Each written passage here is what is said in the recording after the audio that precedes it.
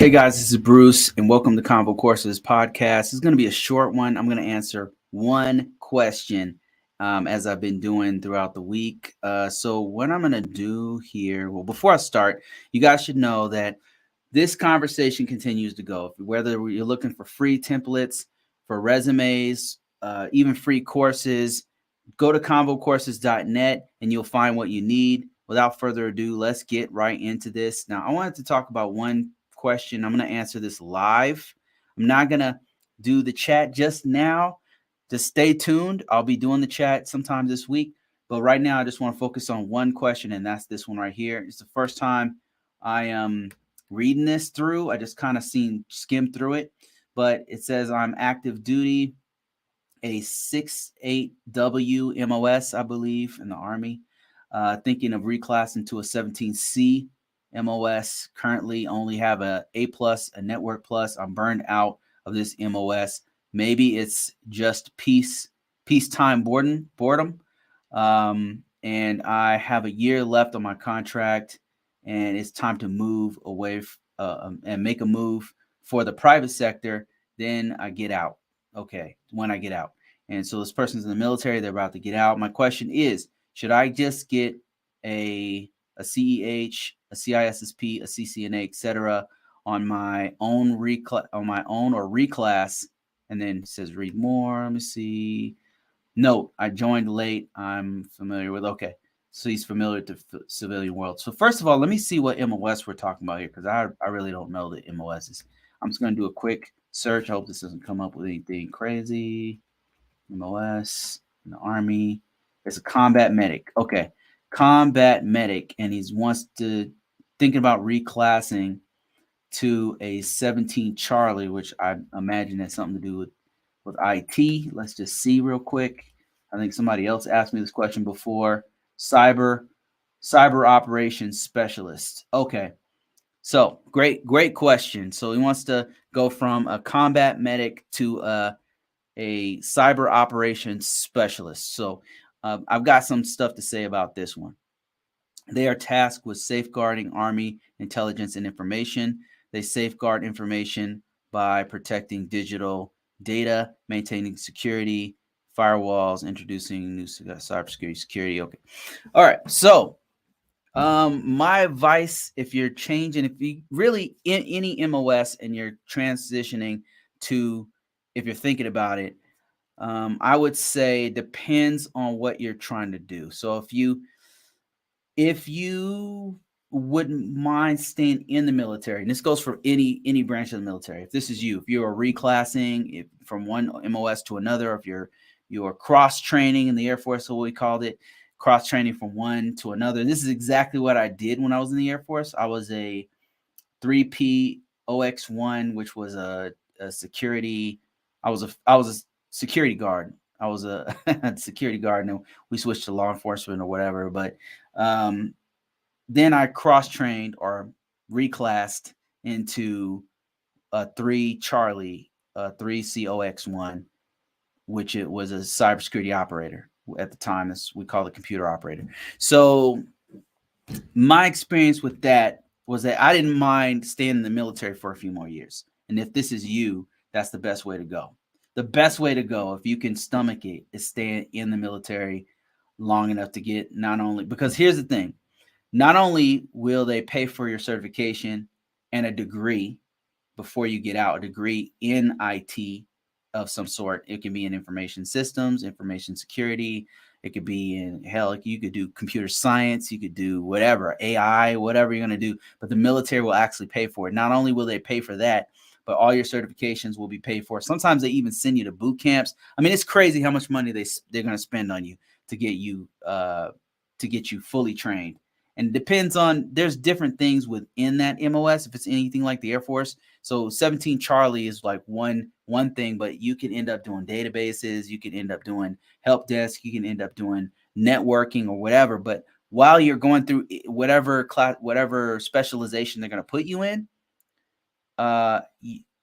you can be doing the certifications on your own if you want, but on their dime. They'll pay for it. You have tuition, I believe it's called tuition assistance. I don't know. It's fully 100% paid for if you once you get the certification. And another thing is this is crazy, but whether it's you're in the Marines, the Army, Air Force, I believe in the Coast Guard, the credits that you get for that MOS, like when they reclass you and you go and do that training, you're all that's college credits. So you'll get out of that class, out of the school, because they send you to school. They're gonna send you to a like 2, 3, 4 month school. Mine was like a 4 month school, I believe.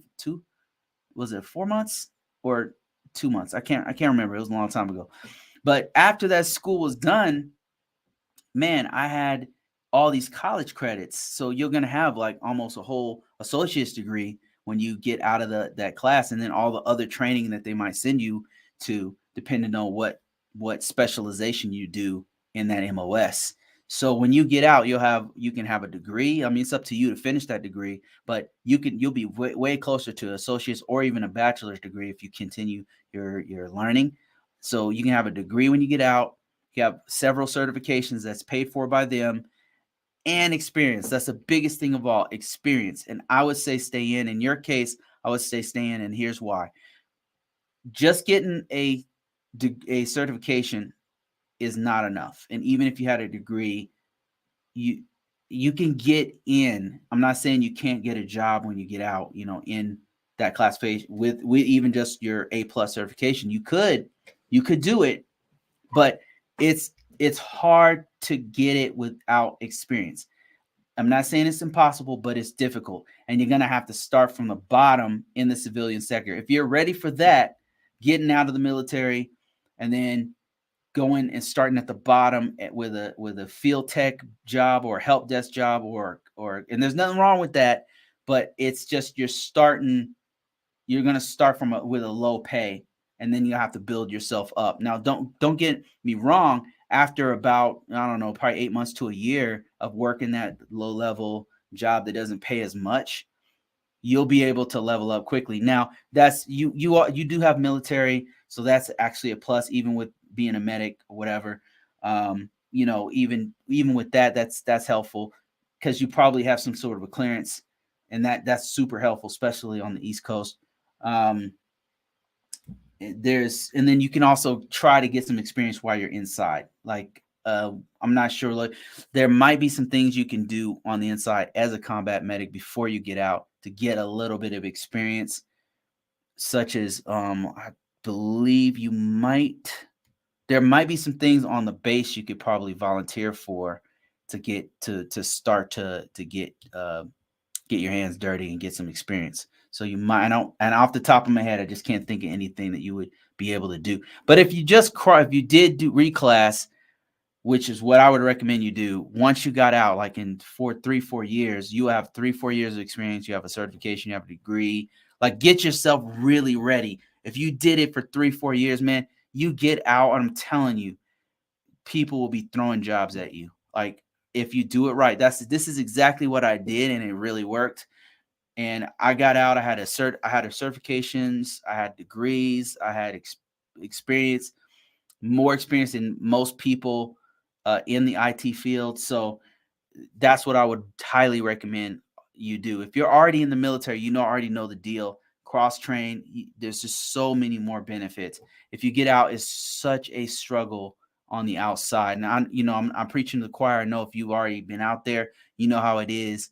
Right now, the economy being the way it is, the jobs aren't flowing like they used to. I mean, don't get me wrong. There's jobs, but it's just not as there's not as many as there were, before this. And I don't know how long this recession is going to last. Usually it lasts about 3-4 years.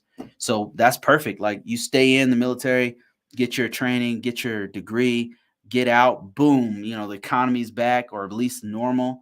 And then you have a certification, a degree experience, and all that kind of stuff. So that's what I would say about that. And if you guys are interested in learning more, I've got free courses, I got free downloadables, I got free resumes. Go to ConvoCourses.net, ConvoCourses.com. Both of those are going to lead you in the right direction for all your needs getting into cybersecurity. And that's it. I'll see you guys tomorrow.